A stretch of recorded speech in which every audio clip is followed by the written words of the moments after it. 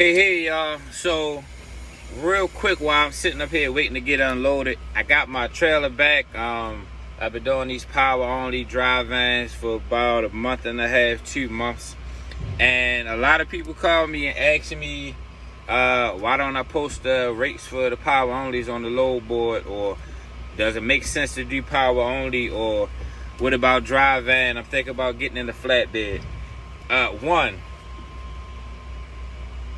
I was introduced to flatbed in 2012.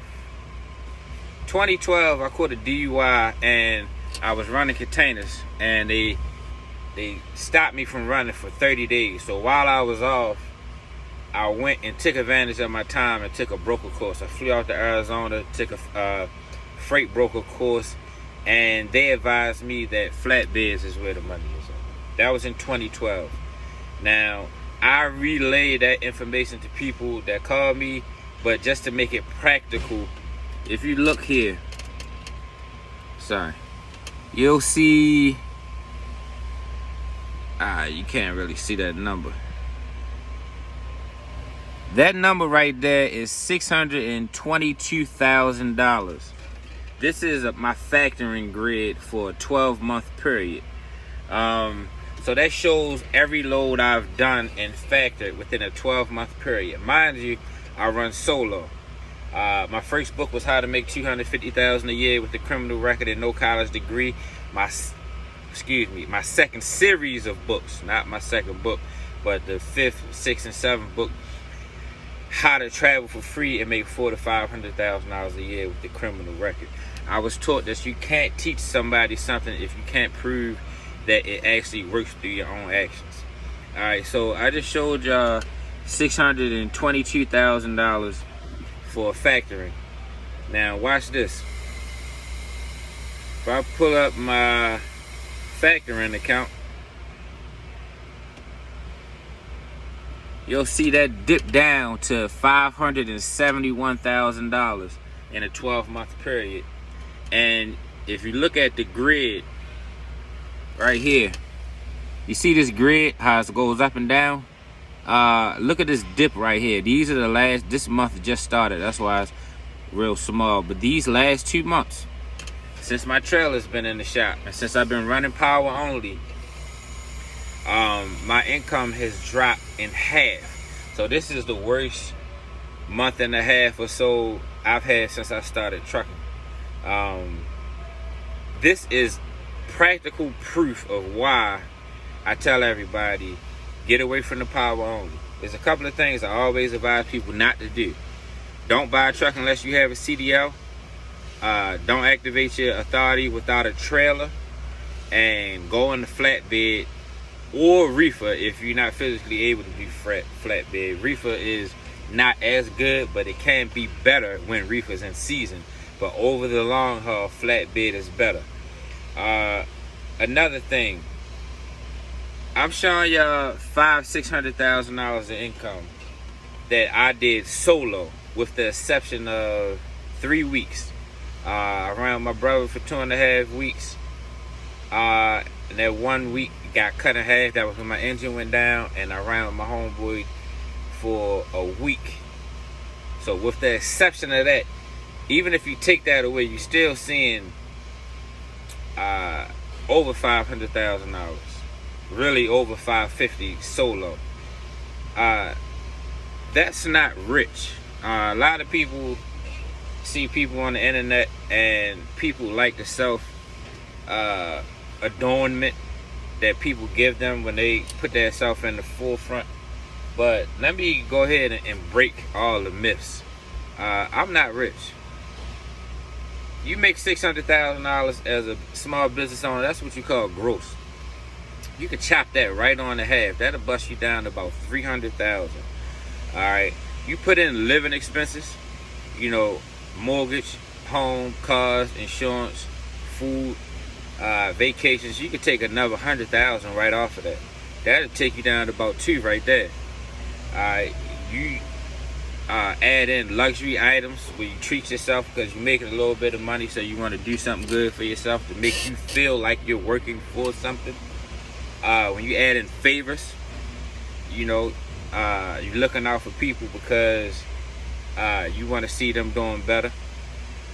And when you look in incidentals and miscellaneous, money that you don't even realize that you actually spending, or that you spend that's not even accounted for, you can take that down to, that's another 50 right there, possibly 100, depending on how charitable you are or how much of a giving heart you got. Because as you start to rise and do things for yourself, with yourself, if you're a halfway decent person, you're inclined to want to help people out. That's going to bust you down to 100, 150 right there. And we ain't even talking about taxes. So, for all you guys and girls out there think you're going to go and buy a truck and all of a sudden you're going to become a millionaire or you rich overnight, it don't work like that.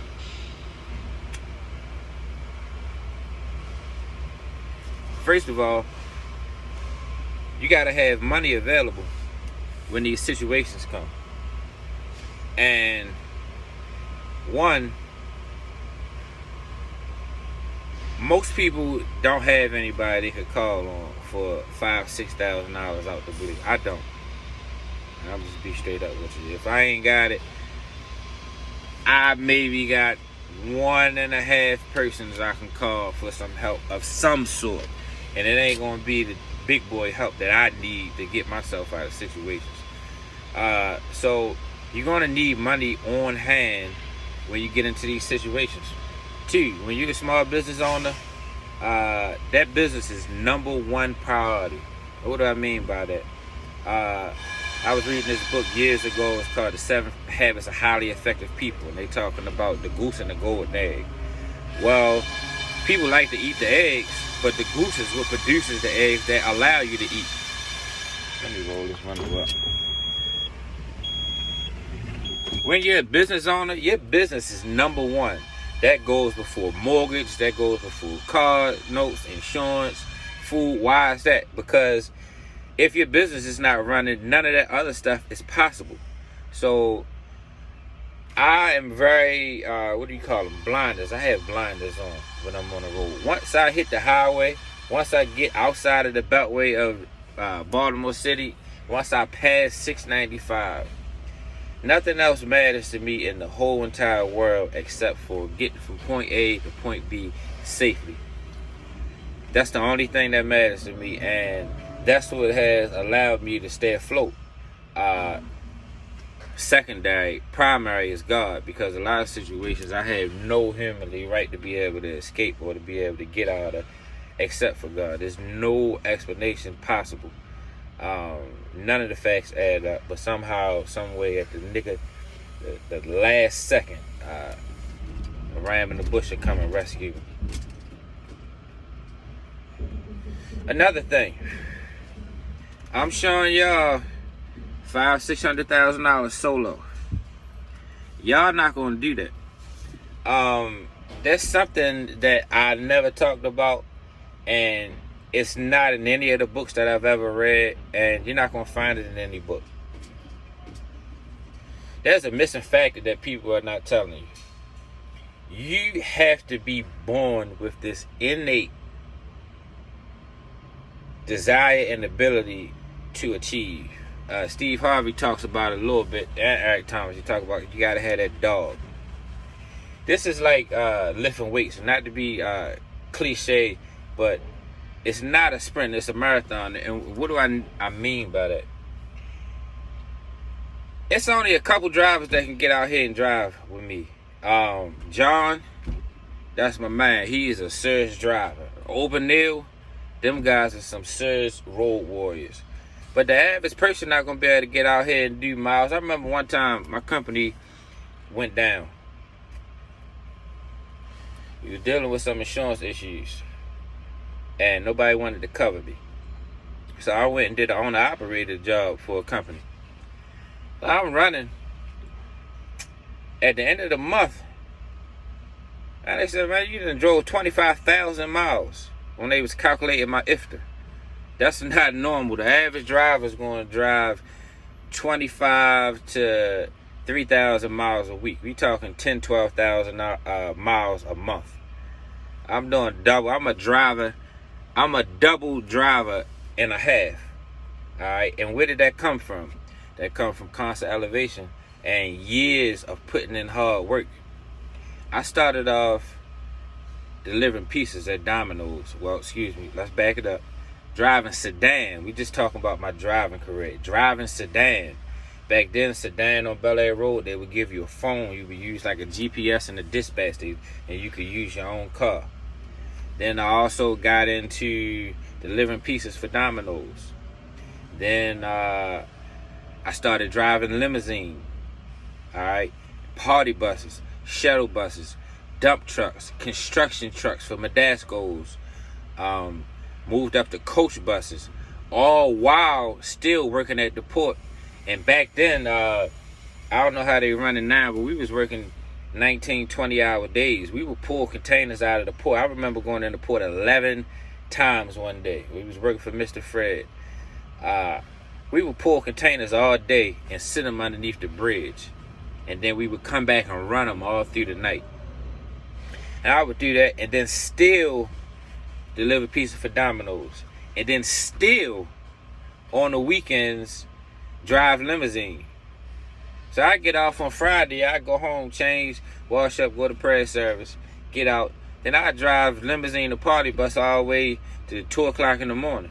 And then I still got to get back to the office to clean the vehicle out. It'd be 3:30, 4 o'clock in the morning. The sun be coming up by the time I get home.